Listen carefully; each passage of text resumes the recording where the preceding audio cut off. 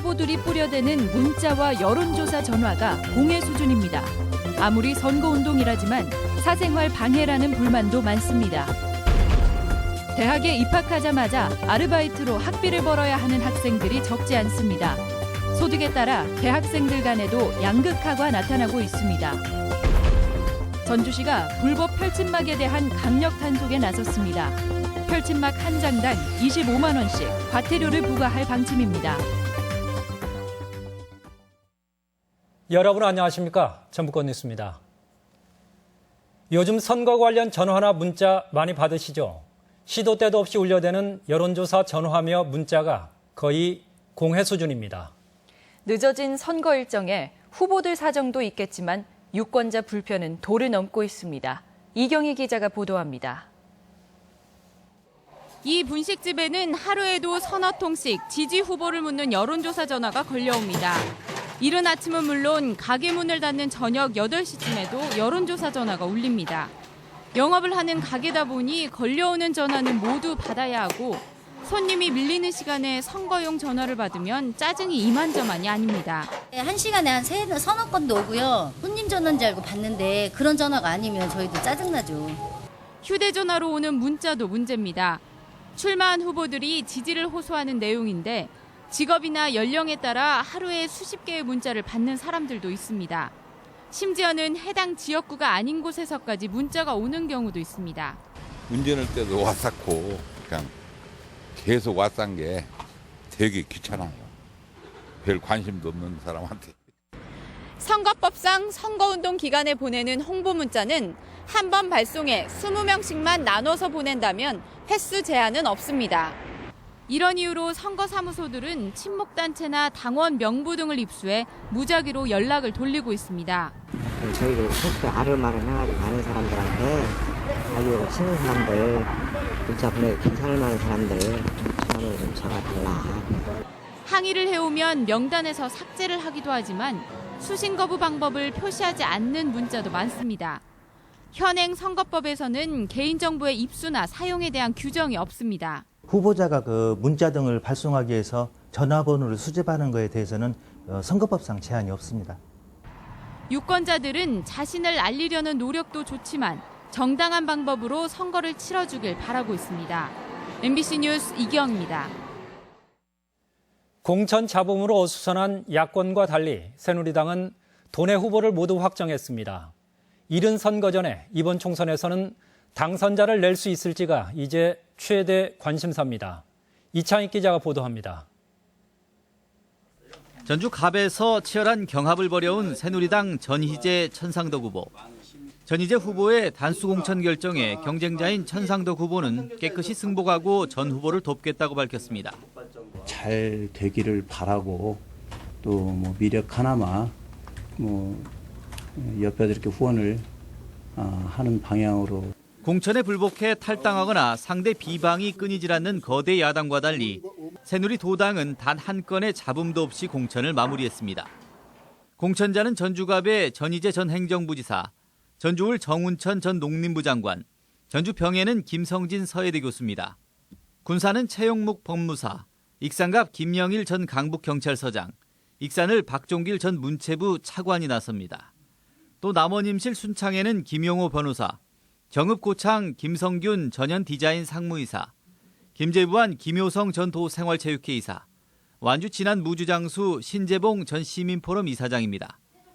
새누리당은 복수 후보자가 4곳에 이를 만큼 적지 않은 후보가 공천을 신청했으며 전직 장차관들이 나서 야권에 비해서도 인물 경쟁력에서 결코 뒤지지 않는 모습입니다. 여기에 금융타운 조성과 국립보훈요양원 유치, 한중경협단지 지원 등 당 차원의 공약도 일찌감치 확정하고 현장에서 청취한 600여 건의 민원 해결을 약속했습니다. 정책을 중앙과 어떻게 연계를 시킬 것인가, 그래서 중앙에서 어떠한 지원을 받을 것인가, 이런 부분에 초점을 맞춰가지고 지난 96년 이후 20년간 전북에서 단 한 명의 선출직 의원과 단체장도 배출하지 못한 새누리당이 이번 총선에서 오랜 수건을 풀 수 있을지 주목됩니다. MBC 뉴스 이창익입니다. 국민의당이 도내 10개 선거구 가운데 4곳은 경선 후보를 정하지 못했고 경선 방법도 수기 배심원제와 여론조사를 놓고 결정을 하지 못하고 있습니다. 일부 지역에서는 특정 후보 끼워 넣기나 외압설이 불거지고 있으며 경선 방식도 여론조사 방식을 채택하기 위해 일정을 지연시키고 있다는 불만이 터져나오고 있습니다. 불법으로 내걸린 각종 펼침막 광고물로 도시 미관이 크게 훼손되고 있습니다. 그간 사실상 방치되다시피 했었는데 전주시가 강력한 단속에 나섰습니다. 고차원 기자가 보도합니다. 지나다니는 사람과 차량이 많은 도청 앞 도로에는 펼침막이 항상 걸려 있습니다. 주로 아파트 분양을 알리는 불법 펼침막인데 단속반이 떼어내도 어느새 다시 걸리기 일쑤입니다. 저 목적지까지 저 갔다 오면은 다시 돌아오거든요. 그러면 다시 또 붙어요. 20-30분 내에 다시 또. 전주시가 올해부터 이런 불법 펼침막에 대해 칼을 빼들었습니다. 완산구의 경우 최근 보름간 단속을 벌여 700여 장의 불법 펼침막을 수거했고 아파트 분양 대행사 11곳에 1억 7천여만 원의 과태료를 부과했습니다. 그동안에는 최고 500만 원 한도에서 과태료를 물렸지만 올해부터는 한 장당 25만 원꼴로 예외 없이 부과한 것입니다. 한창 분양 중인 아파트 분양 대행사 한 곳은 과태료 5,400만 원을 부과받았습니다.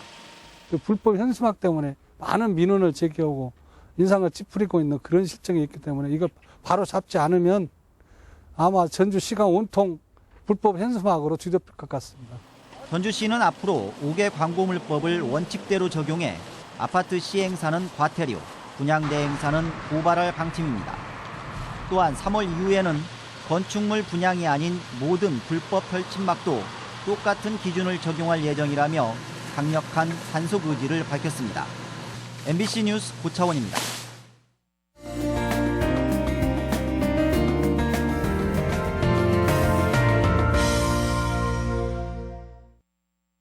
치솟는 등록금에 취업에 필요한 경력 관리로 요즘 대학생들도 부담이 만만치 않습니다. 그러다 보니 사회의 양극화 현상을 대학에서부터 겪게 되는 게 현실입니다. 대학기획 김하연 기자입니다. 대학생 이정효 씨는 편의점에서 야간 아르바이트를 하고 있습니다. 밤 11시부터 꼬박 7시간을 일하고 나면 잠시 쪽잠을 자고 다시 학과 수업에 나서야 합니다. 학비 마련을 위해 방학 때는 일용직 노동과 공장일까지 2-3개의 아르바이트를 했지만 수백만 원의 학비는 채우지 못했습니다. 지금 취업에 대한 부담은 당연히 갖고 있죠. 그런데 일단 먹고 살아야 되는데 그 취업에 대해서 어떻게 생각할 겨를이 없어요. 정효 씨가 이렇게 아르바이트와 학업 사이에서 고민하는 사이 또 다른 대학생들은 취업 준비에 매진을 하고 있습니다. 대학생들이 취업 과외까지 받는 무한 경쟁 속에서 자격증과 스펙 쌓기만으로도 하루하루가 벅찹니다.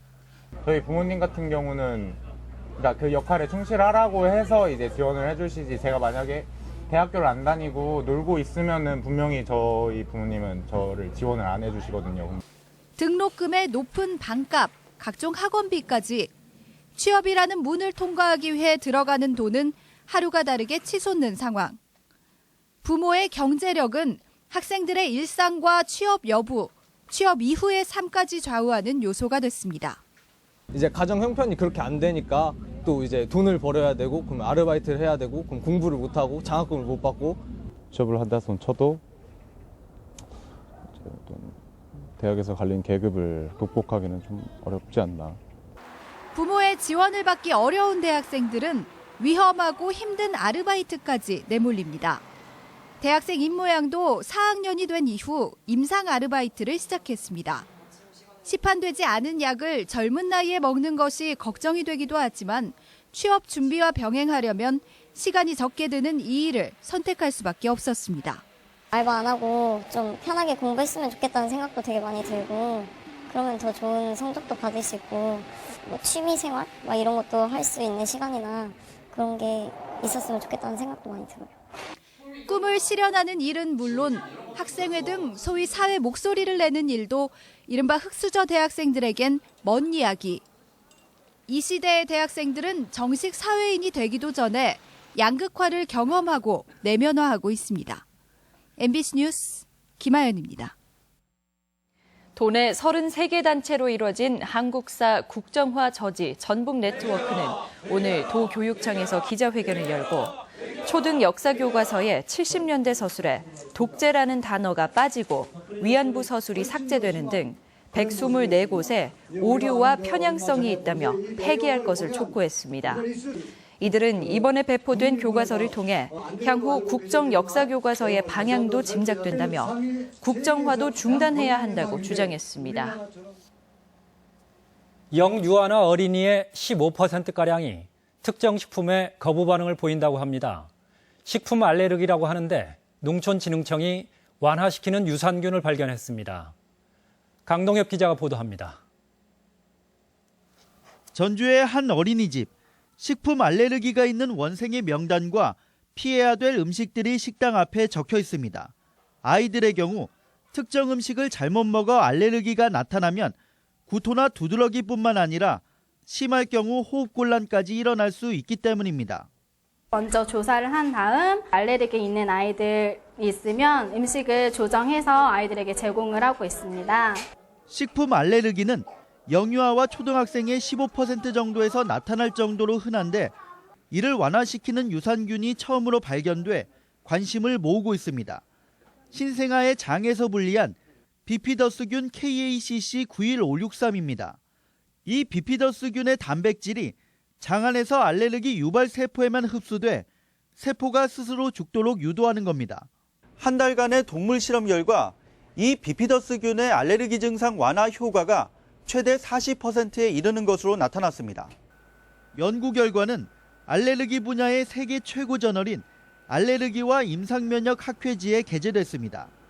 우유에서 잘 자라는 특성이 있고 우유 단백질을 분해하여 항산화, 항고혈압 물질을 생산하는 특성이 있습니다.